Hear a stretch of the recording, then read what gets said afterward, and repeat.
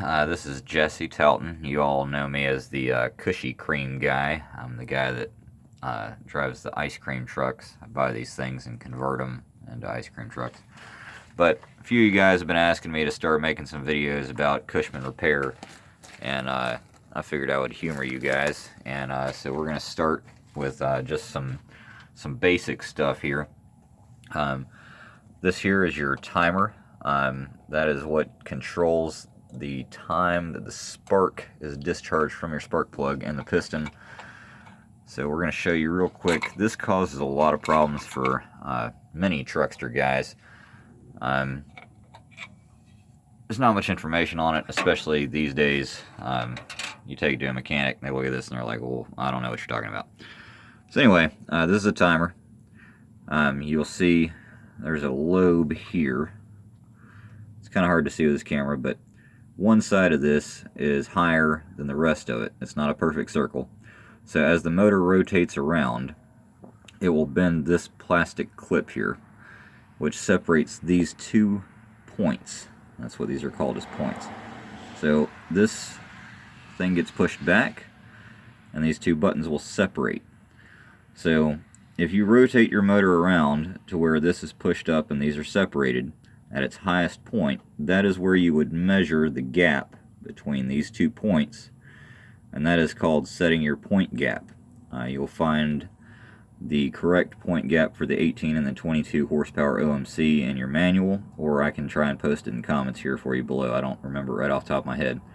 But you'll set that point gap while the lobe has this opened, and that will set your points. Always make sure that these points are clean on both the contact points. If you have to use sandpaper or something like that, it really helps. This is your condenser.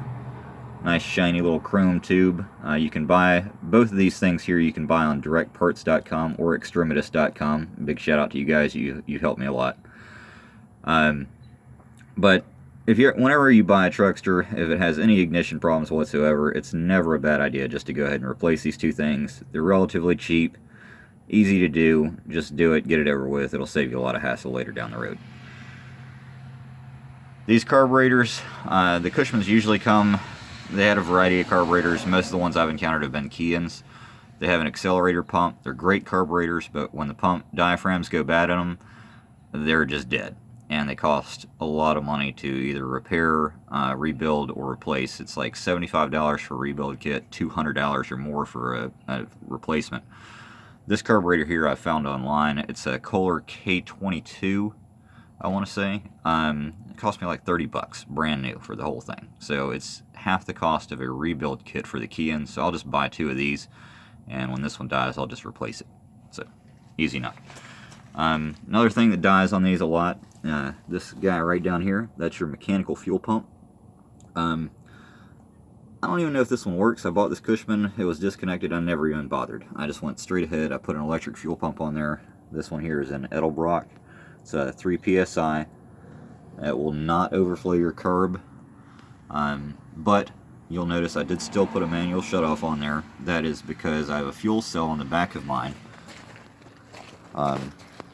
This fuel cell sits up above the height of the carburetor, so without the shutoff you get the siphon effect, and if your float and your carb is not good enough, it will actually overpower that.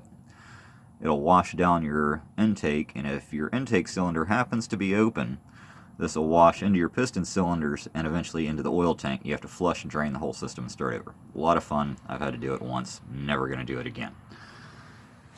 Let's see. Quick walk around over here. These here are Excel coil packs. They're the Excel 8140. You can get these in chrome, the 8140C, or just the standard yellow.